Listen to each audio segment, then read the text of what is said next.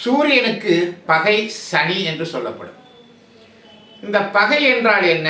சூரியனும் சனியும் பகைத்து கொண்டு இருவரும் ஏதேனும் சண்டை போட்டுக்கொண்டே இருக்கக்கூடியவர்களா என்ற எண்ணம் தான் உருவாகும் பகை என்று வார்த்தை வரும்பொழுது. இது ஜோதிடத்தில் சொல்லப்பட்ட சில விஷயங்களை நம் நுணுக்கமாக பார்க்கும் பொழுது இந்த பகை எதை சொல்லப்படுகிறது என்பதை புரிந்து கொள்ளலாம். இப்போ சூரியன் எடுத்துக்கொள்வோம். இந்த காரகத்துவம் இதோடைய குணங்களை சொல்லும்போது சூரியன் உயர்ந்தவன், உயர்ந்த ஜாதியை சார்ந்தவன், உயர்ந்தவன் என்று சொல்லப்படும் சூரியனுக்கு. சனிக்கு தாழ்ந்தவன், கீழோ என்று சொல்லுவார்கள். சூரியன் வெளிச்சத்தை சார்ந்தவன், நல்ல பகல் காலத்தை குறி சொல்லக்கூடியவன். அந்த பகலை சொல்லக்கூடியவன் சூரியன். சனி இரவை சொல்லக்கூடியவன், இருட்டை சார்ந்தவன் சனி. சூரியன் மேடான இடங்கள், மலை உச்சி என்று சொல்லக்கூடிய இடங்களை சொல்லக்கூடியவன். சனி பள்ளத்தாக்கு, சுரங்கம், பூமிக்கு அடியில் இருக்கக்கூடியவை எல்லாமே சனியை சார்ந்தது. சூரியன் மருத்துவ துறையை சார்ந்தவராக சொல்லப்படும். சனி நோய்களுக்கு சொல்லக்கூடியவன், நோய்களை குறி சொல்லக்கூடியவன். எல்லாவற்றுக்கும் மேலாக சூரியனை அரசன் என்று சொல்வோம், சனியை அடிமை என்று சொல்வோம். இப்போ நான் சொன்ன சில விஷயங்களை வச்சு நீங்கள் பார்க்கும் பொழுது சூரியன் என்றால் யார், சனி என்றால் யார்னு முதல்ல புரிஞ்சிருக்கும். சூரியனுக்கு எதிர்பதமான ஆப்போசிட்டான குணங்களை கொண்டவன் சனி. இதுதான் வித்தியாசம். சூரியன் உயர்ந்தவன், சனி கொஞ்சம் தாழ்ந்த இனத்தை சார்ந்தவன். இந்த இரு குணங்களை கொண்டவர்கள் சேரும் பொழுது, பகைத்து கொள்ளும் பொழுது, பகை என்று சொன்னால் சண்டை போடுவார். நீங்க நல்லா புரிஞ்சுக்கணும், சூரியன் போய் சனி சண்டை போட முடியுமா? ஒரு அரசாங்கத்திடம் ஒரு சாதாரண மனிதன் போய் சண்டை போட முடியுமா? போராடலாம், சனின்னா போராடலாம், அவ்வளவுதான். அந்த போராட்டத்தை அவங்க ஏத்துக்கிட்டாதானே. சூரியனுடன் பகைத்து கொண்டால் அதிக நஷ்டம் யாருக்குன்னா சனிக்காக தான் இருக்க முடியும். ஒரே எப்பயாவது தான் சனி மக்களுடைய புரட்சியில சூரியன் அடிமையாகும். அப்ப சூரியன் சரியில்லைனா தான் அடிமையாகும். பிரெஞ்சு புரட்சி மாதிரி. எனவே எப்போதுமே சனியை நாம் உயர்ந்த இடத்தில் வைக்க முடியாது, சூரியனை தான் உயர்ந்த இடத்துல வைக்கணும். இப்படிப்பட்டவர்கள், இப்படி குணம் படைத்தவர்கள் இருவரும் சேர்ந்தால் என்ன நடக்கும்? ஜோதிட ரீதியாக சில பேர் என்ன சொல்லுவாங்கன்னா, பகை கொண்ட கிரகங்கள் சூரியனும் சனியும் தனித்து சேர்ந்திருந்தால், வேறு கிரகங்கள் சேரக்கூடாது. வேறு கிரகங்கள் சேர்ந்தால் அதோடைய பண்புகள் மாறும். எனவே நான் இப்ப பேசுறது எல்லாமே சூரியனும் சனியும் தனித்து சேர்ந்திருந்தால் அவர்கள் பகை கொண்டவர்கள், இதனால் அந்த பாவகம் பாதிக்கப்படும், அந்த தன்மை கெட்டுவிடும் என்ற எண்ணத்தில் தான் எல்லாருமே சொல்லக்கூடியது. உண்மையில் என்ன நடக்குது அப்படின்னா, சூரியனுடைய குணம் சனியுடைய குணம் ரெண்டும் சேரும் பொழுது ஒரு வித்தியாசமான கலப்பம் ஏற்படுது. என்ன நடக்குது? சூரியனுடைய குணத்தை சனி சில நேரம் கெடுப்பேன், சனி சில நேரம் சூரியனுடைய தன்மையை பெற்றுக்கொண்டு கொஞ்சம் பெருமையாக நடந்துப்பேன். லக்கணத்தில், ஒருவருடைய லக்கணத்தில், அது எந்த லக்கணம் என்பது வேறு. மேச லக்கணமா, ரிஷப லக்கணமா, கடக லக்கணமா, சிம்ம லக்கணமா, மகர லக்கணமா, கும்ப லக்கணமா என்பது தனி. நான் பொதுவாக சொல்வது, ஒரு லக்கணத்தில் சூரியனும் சனியும் சேர்ந்தால் அவன் லக்கணத்துடைய குணங்களை வெளிப்படுத்துவான். ஒரு நேரம் நல்ல பெரிய மனுஷன் மாதிரி தர்பார் பந்தா பண்ணிப்பான். அதே நேரம் அந்த சனியுடைய குணத்தில் ஒரு நேரம் நமஸ்காரம் பண்ணி வணக்கம் வணக்கம்னு சொல்லிட்டு போயிடுவான். இவன் யாரு? இந்த லக்னம் யாரு? சூரியனா சனியா தெரியாது. சூரியனும் சனியும் கலந்து விட்டால் அவனை கண்டுபிடிப்பது கடினம். 2ஆம் இடத்துல போய் சூரியனும் சனியும் சேர்ந்துட்டார் 2ஆம் இடத்துல. அப்ப என்ன நடக்கும்? 2ஆம் இடத்தில் சூரியன் சனி இருக்கும்போது ஒரு நேரம் கோபமாக பேசுவான், ஒரு நேரம் பொய் சொல்லுவான்.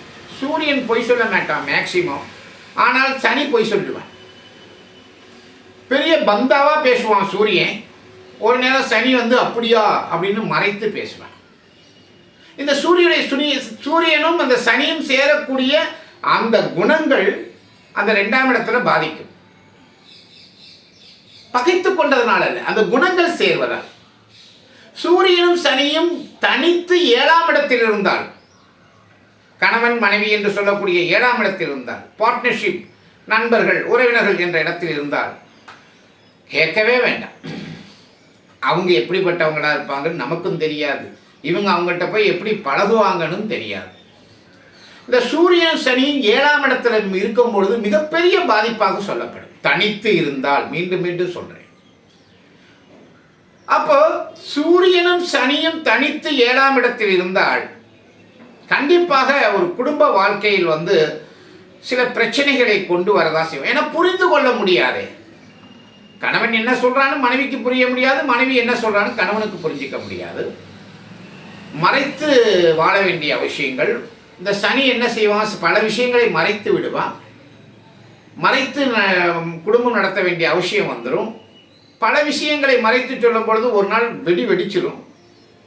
எனவேதான் இந்த 7ஆம் இடத்தில் சூரியன் சனி பகை கொண்டவர்கள் இருந்தால் அதை தோஷம் என்று கூட சில பேர் சொல்லுவார்கள். சில பேர் அது ஆகாது என்று கூட சொல்லுவார்கள் தனித்து இருந்தால்.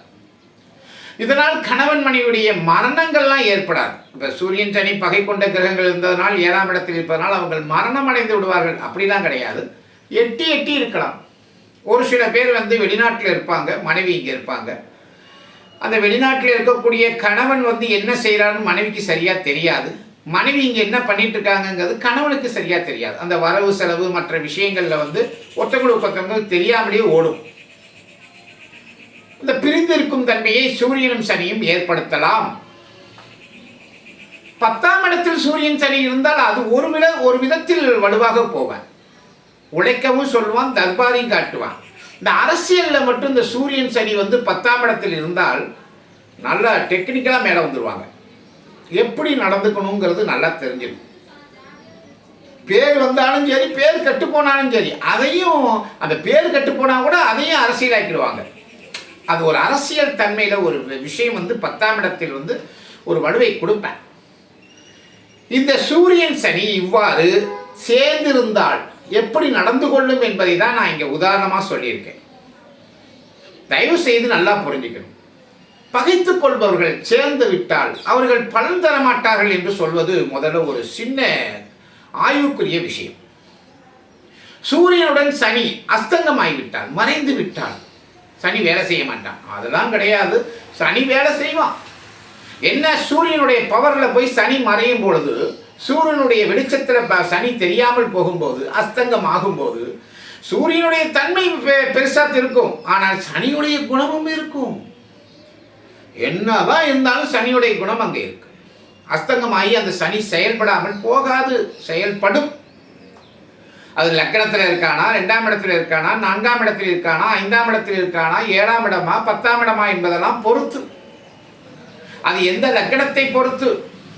இதில் மேற்கொண்டு சூரியன் வாங்கிய சட்பலம் அதோடைய தன்மையை பொறுத்தும், சனி வாங்கிய சட்பலம் மற்றும் அதோடைய தன்மையை பொறுத்தும் அந்த சூரியனுடைய சனியும் சேர்ந்தால் யார் வலுவாக செயல்படுவார்கள் என்பது தெரியும். யார் வலுவாக செயல்படுவார்கள், சூரியனா சனியா என்பது இது எல்லாமே ஒவ்வொருவருடைய ஜாதகத்திலும் தனித்தனியாக இருக்கும். நிறைய பேர் என்கிட்ட ஒரு கேள்வி கேட்குறாங்க, சார் நான் கடக ராசி சார், கடக ராசியில் குருவும் ராகுவும் இருக்காங்க சார், என்ன பலன் அப்படின்னு கேட்குறாங்க. இது ஜோதிடத்தில் நூலில் சொல்லும் போது வேணால் இந்த சேர்க்கை பலனை சொல்லலாம். இது அப்படியே நம்ம ஜாதகத்தில் சேர்க்க முடியாது. ஏன்னா லக்கணம் மாறுபடும், லக்கண புள்ளி மாறுபடும். பிறந்த லக்கணத்தின் தன்மையில தான் இதெல்லாம் நடக்கும். அவன் முதல்ல லக்கணம் நல்லவனாக பிறந்திருக்கணும், அப்புறம் 9ஆம் அதிபதி பாக்கியத்தை பெறணும், அப்புறம் தான் இந்த குரு ராகும் கடகத்தில் இருந்தால் என்ன செய்வான்னு சொல்லப்படும்.